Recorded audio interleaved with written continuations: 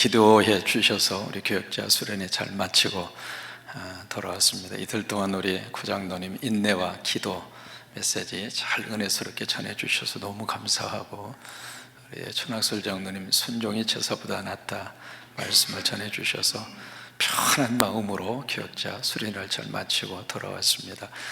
두 분 우리 강사 장로님 고맙고 감사하고 수고하셨습니다. 여러분 박수 한번 해주세요. 네, 고맙습니다. 감사합니다. 네, 앉아 있을 때하고요, 여기 와서 서 있을 때하고도 다릅니다. 장로님들이 이렇게 잘 이렇게 협조를 해주셔서 우리 교육자들이 1년에 한 번 우리 연초에 모여서 같이 기도하고, 또 한 해의 목회 계획도 같이 세우고, 또 같이 기도하고, 이제 오늘 오전에 마지막 마감 예배 결단하는 시간을 갖고 같이 이제 한 사람씩 기도 제목을 놓고 같이 또 안수하고, 이제 그리고 딱 일어났는데 그 마루 바닥에 눈물이 고여 있는 거예요.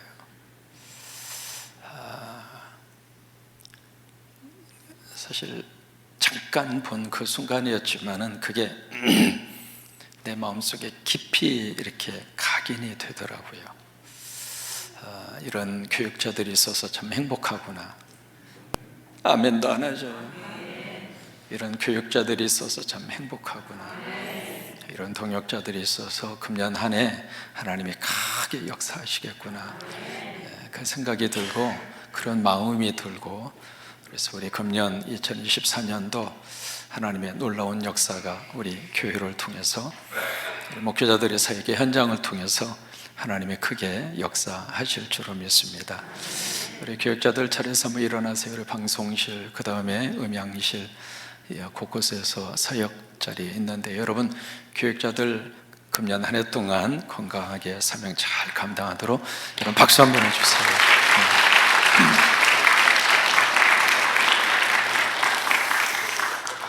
이제 내일부터 이제 토요일까지 우리 중고등부 친구들이 수련회를 떠납니다. 위해서 여러분 함께 기도해 주시게 되기를 바라고요. 우리가 이제 골로새서 말씀을 이렇게 대하면서 처음 딱 접하는 단어가 종입니다.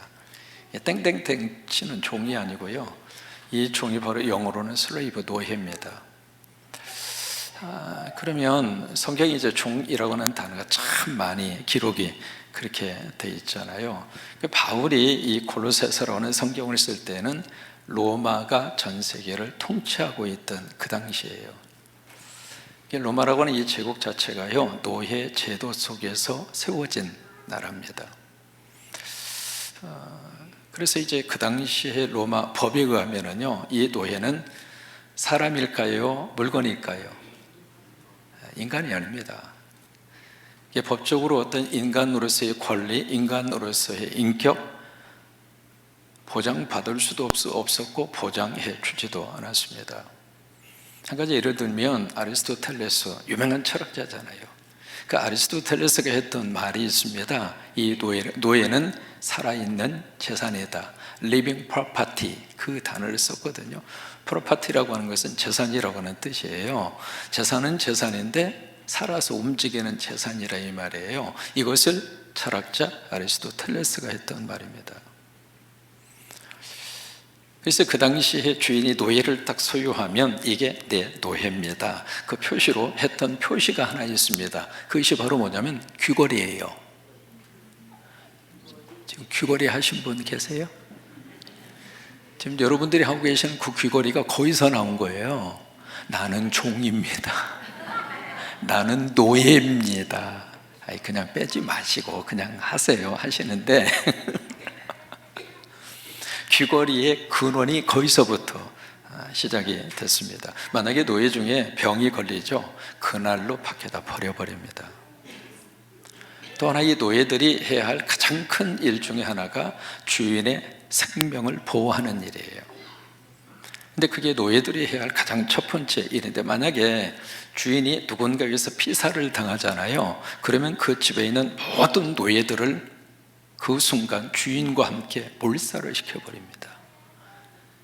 그게 그 당시에 하나의 문화였고, 그 당시에 사유였습니다.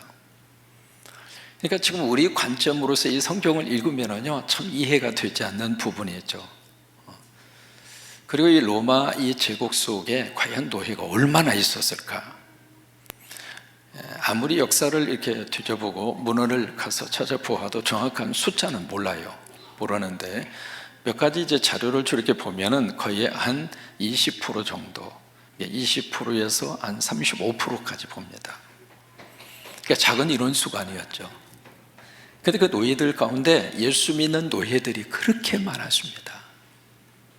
왜 그랬을 것 같아요? 교회는 그들을 사람 대접해 주었어요. 여러분, 교회가 그래야 합니다. 교회는 인간을 인간으로 대접해 주는 곳이 교회입니다. 그러니까 세상에서는 노예로서 인격도, 그리고 물건으로 그렇게 취급을 당하면서 천덕꾸리로 그렇게 살았는데, 그 당시에 노예는 두 가지 종류예요. 첫째, 전쟁에서 지면 포로로 끌려오면 무조건 다 노예예요. 두 번째로, 노예 부모에서 태어난 아기들은 무조건 다 노예예요. 그래서 한 번 노예는 영원한 노예입니다.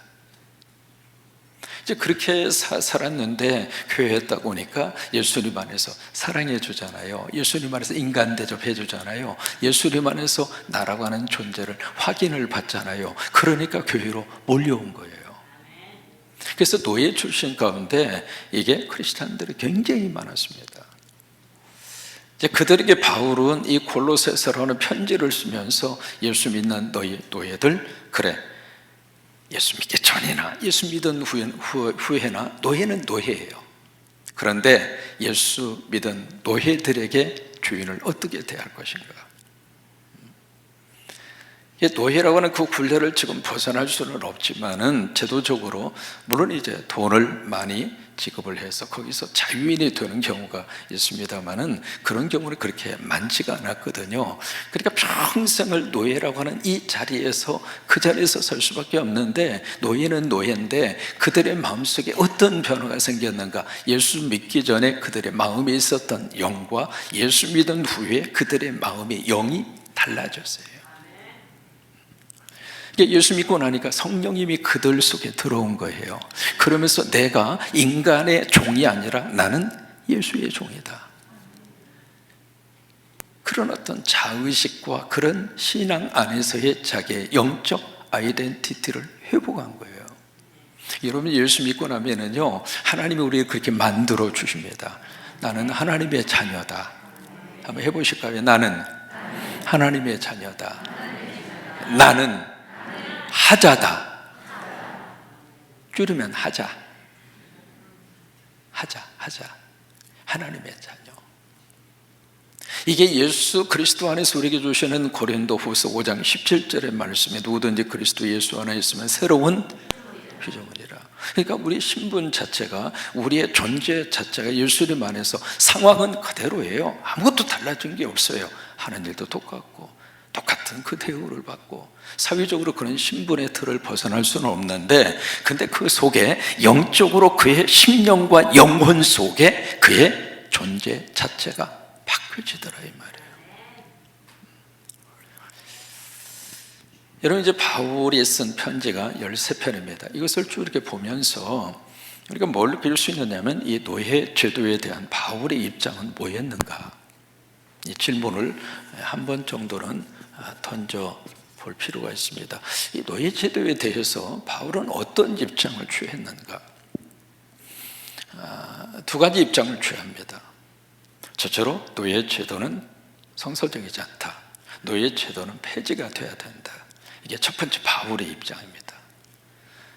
왜 그러냐면, 사람은 누구의 형상대로 지음받았어요? 하나님 형상이에요. 똑같이 하나님 형상대로 지음받았는데, 나도 당신도 모두가 다 똑같이, 피부 색깔이 다르다 할지라도, 인종이 다르다 할지라도 그 사람도 하나님의 형상이고 나도 하나님의 형상이고, 그러면 내가 소중하고 귀한 것처럼 그 사람도 소중하고 귀하다. 인정하시죠? 그러니까 그런 면에 있어서 노예 제도는 폐지가 돼야 된다. 그러니까 노예 제도에 대한 반대 입장이 바울의 입장으로서는 아주 분명합니다. 창세기를 보시면 아담을 흙으로 이렇게 만들어 빚으신 다음에 그 다음에 그에서 갈비뼈 하나를 취해서 여자를 만듭니다. 그런데 창세기 아무리 우리가 읽어봐도 하나님이 노예를 만들어 주셨다, 그 기록이 있을까요? 없을까요? 없어요. 이 노예 제도는 인간의 죄성으로 말미암은 부산물이에요. 이제 그런 의미에서 이 바울은 노예 제도에 대해서 별로 그렇게 탐탁지 않는 그런 마음을 갖습니다. 그러면서 바울이 그들에게 딱 제시하는 것은 종이나 주인이나 예수 그리스도 안에서 우리는 하나다. 우리는 예수님 안에서 한 형제다. 똑같은 아버지를 섬기고 똑같은 하나님의 자녀이고 똑같이 예수님이 노예든 주인이든 십자가의 보혈의 피로 용서함 받은 하나님의 거룩한 자녀다. 그러니 노예 제도는 하나님께서 기뻐하지 않는다. 오늘 4장 1절에서도요 그 표현을 쓰잖아요. 이 상전들아, 의와 평강으로, 의와 평화로 그들을 똑같이 대해주라 그 말이에요. 그에게는 이제 노예 제도를 폐지하는 그런 입장에서 바울이 이 노예 제도를 바라보고 있습니다. 근데 두 번째로, 그러면 노예 제도를 폐지해야 되는데 또 성서 속에서 뭘 느낄 수 있느냐면 노예 제도를 이렇게 옹호하는 듯한 구절이 있어요. 그게 오늘 3장 22절입니다. 종들아, 너희 상전들 주인들에게 일을 하는데 눈가림만 하고 아웅하는 식으로 하지 말고 상전들을 주님에게 하듯이 그렇게 열심히 무슨 일을 하든지 일을 해라. 그 이야기는 노예 제도를 폐지하자는 거예요? 노예 제도를 그냥 유지하자는 거예요? 그렇잖아요. 그러니까 이 두 가지의 것이 성서 속에서 같이 맞물려서 가고 있는 거예요. 그러면 왜 바울은 이 노예 제도에 대해서 그 두 가지의 그 입장을 바울이 그의 서신서 속에서 이 입장을 취하고 있을까? 그 이유가 있습니다. 첫째로, 만약에 바울이 선교 현장 갈 때마다 노예 제도는 폐지해야 됩니다, 이것은 하나님이 기뻐하지 않습니다. 이것은 절대로 있어서는 안 되는 인간 차별입니다. 어떻게 하나님의 형상대로 지음받은 저희가 어떻게 이 노예를 당신들의 짐승처럼 부려먹을 수가 있습니까? 그러면서 만약에 선동을 한다고 생각을 해보세요. 가는 데마다 그렇게 설교합니다. 가는 데마다 이게 하나님의 뜻입니다. 그럼 노예제도 폐지합시다. 그런 식으로 벌떼처럼 일어나면 노예들이 가만히 있을까요? 아마 막 일어날 겁니다. 그렇게 되면 무슨 일이 벌어질까? 로마 제국이 가만히 있을 것 같아요? 그 노예들을 완전히 다 싹쓸이해서 죽여버릴 겁니다. 그런 입장에서 바울이 노예제도 폐지가 성서적이고 하나님의 뜻에 맞는 것이긴 하지만 그것을 당장 그 문제를 꺼내놓기에는 피해가 너무 많다 이 말이에요. 두 번째로, 이제 교회가 막 시작이 됐습니다. 교회가 뭐 조직화된 것도 아니고요, 막 가정을 중심으로 해서 교회가 막 이제 일어나는 단계예요. 조그만 새싹 하나 나온 거랑 마찬가지예요. 그렇게 연약하기가 짝이 없어요. 교회가 그렇게 해서 막 시작이 되고 있는데 노예제도 문제하고 로마 정부하고 만약에 극단적인 대립으로 딱 간다고 그러면 교회가 어떻게 되겠어요? 이해가 되세요? 그러니까 여기 한 가지 우리가 갖는 게 있습니다. 노예 제도를 폐지하는 것은 하나님의 뜻이에요.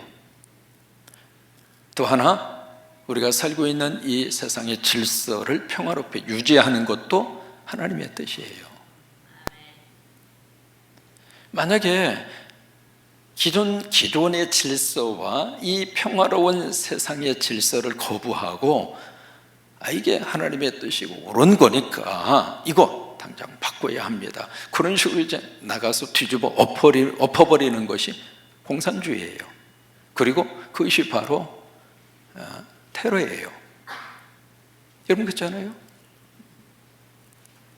그러니까 바울은 이 제도가 폐지가 돼야 되는 것은 맞지만은, 그러나 현재 살고 있는 이 사회의 질서도 평화롭게 유지해야 된다고 하는 것도 하나님의 뜻이란 말이에요. 이상가지 우리가 성서적인 지혜를 하나 배웁니다. 아무리 하나님의 뜻에 맞는 말씀이라 할지라도 시도 때도 없이 무작정 밀어붙이는 것은 하나님의 뜻이 아닙니다. 다 때가 있어요. 다 때가. 그때 바울은 그때를 바라보면서 이 문제를 성서 속에다가 담아놓고 있는 겁니다. 이 골로새서가 쓰여졌을 때에는요, 이 노예 제도를 완전히 엎어버릴 정도의 그런 때가 안 된 거예요. 그러니까 그 제도 안에 있을 수밖에 없지만, 그렇다면 예수 믿는 노예, 예수 믿는 주인으로서 우리는 어떻게 살아야 할까? 그렇다면 예수 안 믿는 노예나 예수 안 믿는 주인하고는 다르게 살자. 똑같은 일을 하지만 다르게 살자. 왜? 예수 믿으니까. 아멘. 여러분, 그 점에 대해서 이해가 되십니까? 바로 그 점이에요. 그래서 바울은 이 기존의 질서와 틀 속에서 점진적인 하나님의 뜻이 이 세계 속에 이루어지도록 그걸 선택합니다. 결국 노예제도가요 14세기에서 유럽에서 없어집니다. 노예제도 자체가 점진적으로 노예제도 자체가 서서히 역사 속에서 개혁이 되고 역사 속에서 사라져요. 지난번도 말씀드렸습니다만 조선시대 양반들이 10%밖에 안 됩니다. 평민들은요 20%입니다. 나머지 70%가 노예와 같은 삶을 살았어요. 국민 절대 다수가요. 여러분, 우리나라가 그렇게 인격적으로 사람을 사람으로 대하고 그런 어떤 역사와 전통이 우리 조선 역사 속에서 유구하게 흘러온 게 아닙니다. 백성들을 완전히 종처럼 부려먹은 그게 조선시대예요. 그 당시에 이 태어나면 성이 있었어요? 이름도 1월에 태어나면 1월이, 2월에 타면 2월이, 3월이, 4월이, 5월이, 6월이, 그것도 안 되면 1남이, 2남이, 3남이, 4남이, 5남이 다 그런 식에서 이름을 갖다 붙였거든요. 성이 없었습니다. 그게 이제 불과 사실 조선 시대에 우리 역사 속에서 조금만 올라가도 그런 역사가 우리의 역사예요. 그래서 14세기에 유럽에서는 이 노예 제도가 없어져요. 없어지다가 17세기에 서구 식민지화, 서구 사회가 세계 속으로 쭉 뻗어가면서 해양권을 가지고 배가 항해술이 발달이 되면서 미지의 세계로 팍 개척해 나가면서 거기서 서구 식민지화 정책이 되면서 노예 제도가 다시 일어나게 된 거예요.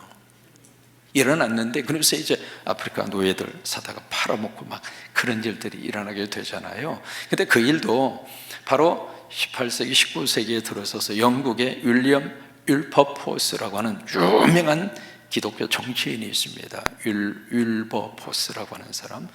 그분은요 평생 영국 의회에 들어가서 노예제도 폐지, 평생을 그 일을, 이건 하나님의 난 뜻이다, 영국 사회 안에 노예제도 폐지하는 것을 나를 의회에 보내신 하나님의 뜻이다, 그렇게 믿고요, 윌리엄 윌버포스가 죽을 때까지 폐지한, 계속 법안을 작성하고 마지막 이분이 딱 돌아가셔요. 돌아가시는데 그게 통과되기 직전에 돌아가세요. 사실은 노예제도 폐지가 됐다고 하는 것을 본인 살아있을 때는 못 봤습니다. 근데 어쨌든 돌아가시고 나서 바로 영국 사회 안에 노예제도가 폐지가 돼요. 미국 같은 경우에는 아브라함 링컨을 통해서 전쟁까지 벌이면서 노예제도 폐지 문제를 그렇게 역사 속에서 그렇게 진행을 해요. 근데 결국 이 노예제도는 하나님의 성서적 입장에서 노예제도는 그렇게 해서 역사 속에서 지금은 이제 법적으로 노예 제도를 가지고 있는 나라는 없습니다. 물론 이제 여러 가지 모습으로 여러 가지 다른 형태로 가질 수는 있습니다만은 법적으로 노예 제도로 허용하는 나라는 지구촌에 없습니다. 그렇게 되어지게 된 거예요. 그러니까 우리가 성서를 읽을 때 바로 그런 시대적인 배경 속에서 이 성경을 읽어야 될 필요가 있다 그거예요. 그래서 한 가지 덧붙이자면 이것이 우리가 직장생활 속에도 한번 접목을 했으면 좋겠어요. 그럼 예수 믿는 사람으로서 우리가 직장생활을 어떻게 해야 할까? 두 가지만 말씀을 드리고 싶어요. 첫째로 즐겁게 일을 해라. 여러분 일하지 않고 살 수 있을까요? 만약에 여러분 앞으로 50년, 60년 사는데 아무 일도 하지 말고 그냥 맨날 먹고 자고 놀고 먹고 자고 놀고 먹고 자고 놀고 그러면 여러분 재밌을 것 같아요? IMF 때 어느 분이 3개월을 놀았어요. 3개월 놀고 나니까 코피 터지더래. 노는 게 그렇게 힘든 거예요. 이게 뭐라도 일을 찾으시는 게 축복입니다. 앞으로 100살, 120까지 살아야 되는데 우리 율로브 친구들 140년까지 살아야 돼. 그 긴 세월을 아무것도 안 하고 사람이 어떻게 살아요? 자꾸 일을 하셔야 돼요. 일을 만드셔야 돼요. 정 안 되면 이제 다음 주에 토요일 날 우리 음악위원회에서 악기 배울 수 있도록 그렇게 해드릴 거거든요. 교회에서 지원해드리고 여러분들이 조금만 내시고 뭐 바이올린이든 플룻이든 이렇게 좀 배울 수 있도록 기회를 드려요. 오셔서 배우세요. 아무것도 못하는데요. 못하니까 배워야지. 어디다 써먹으려고요? 아니 크리스마스 때 연주 한번 하자고. 한 곡 가지고 1년 동안 하면은 좀 될 거 아니겠습니까? 뭐라도 배우셔야 돼요. 아멘입니까? 그러니까 자, 에덴 동산에 일이 있었을까요? 없었을까요? 에덴 동산에 아무것도 안 하고 편하게 놀고 먹었을까요? 에덴 동산에 일이 있었을까요? 일이 있었어요. 에덴 동산을 만드신 다음에 하나님 뭐라고 그랬어요? 가꾸라고 그랬어요. 경작하라고 그랬어요. 뭐예요? 에덴 동산 안에 노동이 있었다 이 말이에요. 근데 그때의 노동은 너무 즐거웠거든요. 노동한다는 자체가 행복했거든요. 내가 가서 꽃을 가꾸고 그리고 정원을 가꾸고 땀을 흘리고 이 자체가 너무 행복했어요. 일하는 자체가 기쁨이었는데 이게 하나님의 말씀을 딱 불순종한 그 다음부터는 이 즐겁고 행복한 이 노동이 아주 고통스러운 고역의 노동으로 바꿔진 거예요.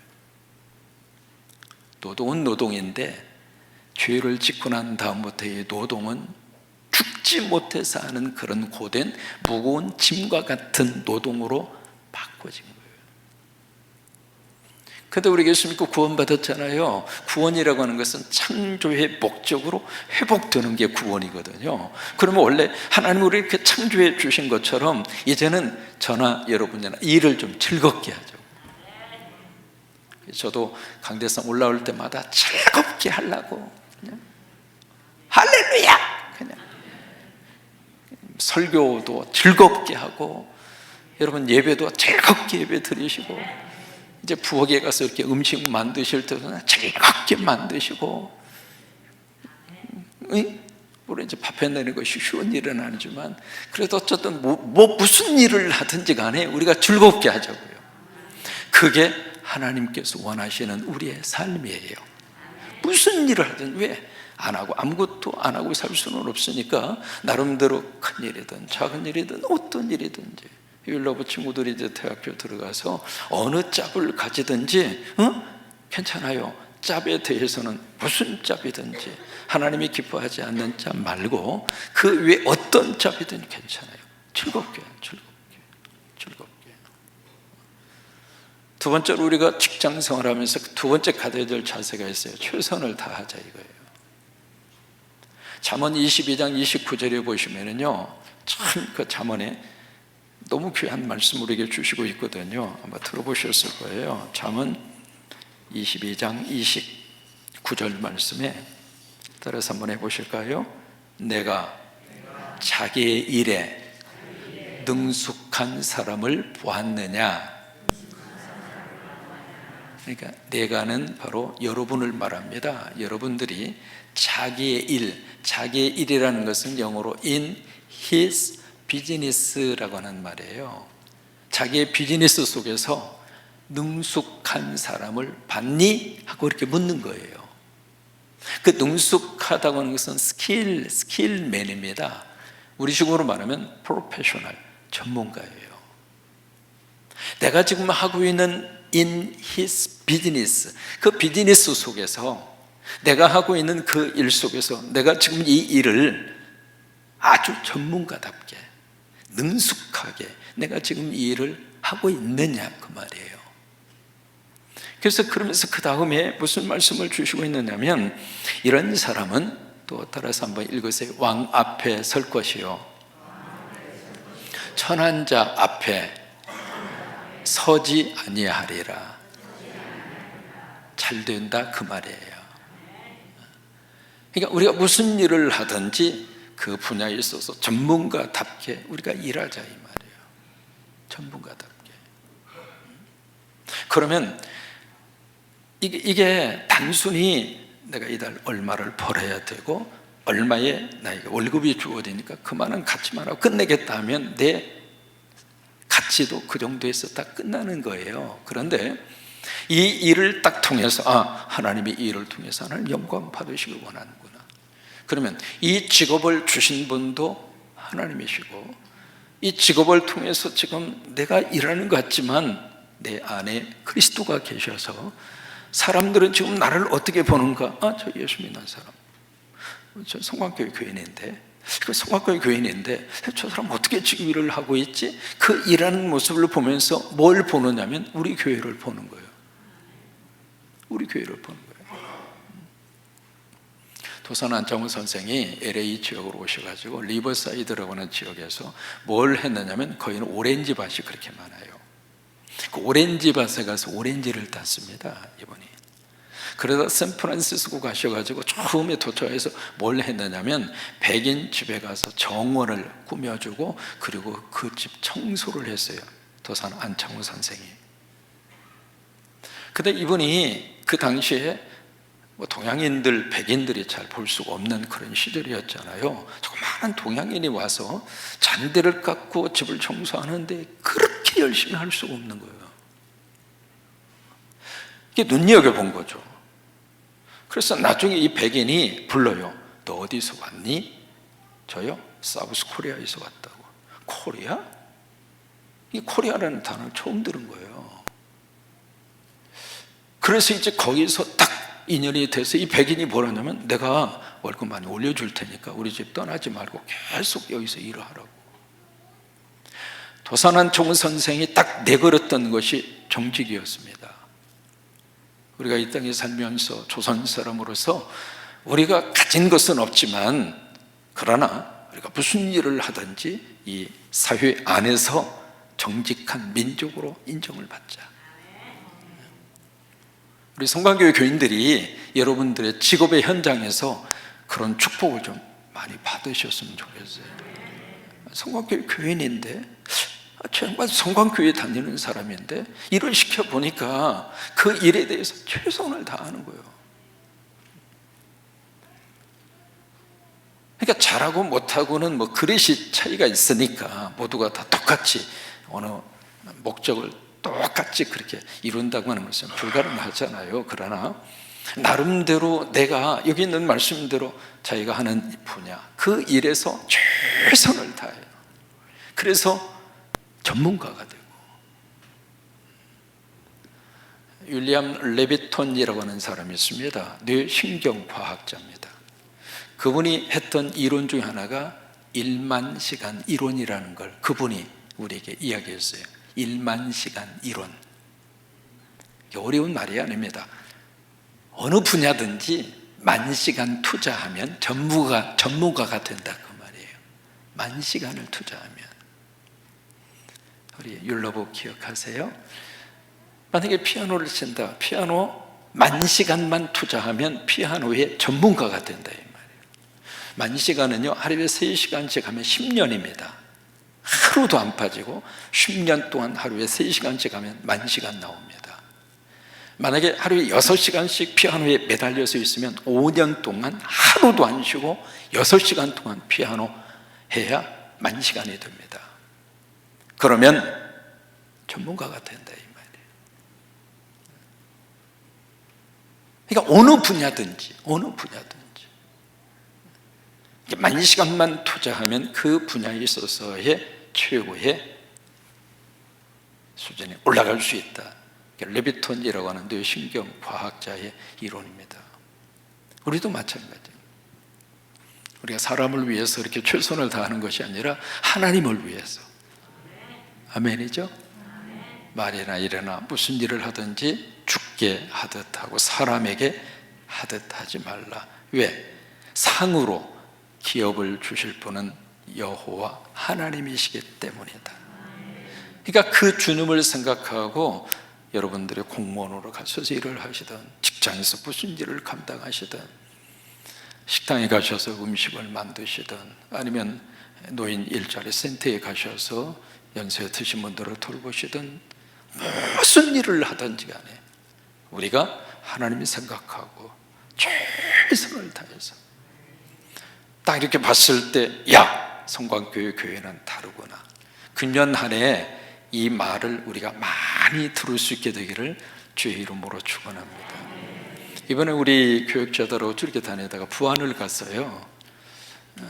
부안에 이제 갔는데 거기 뭐 도자기 굽는 데가 있더라고요.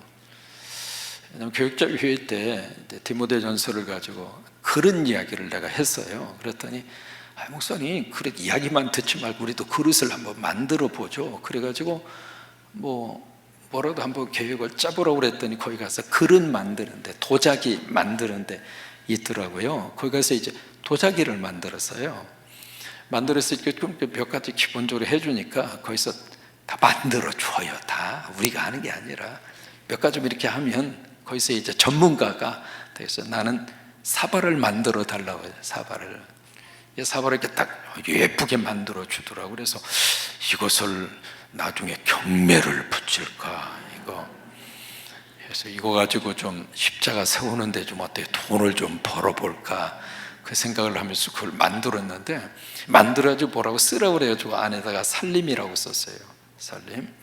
집사람도 똑같이 이 그릇을 만들어서 안에다가 살림이라고 써서 제가 이제 처음으로 이 도자기라는 것을 만들었습니다.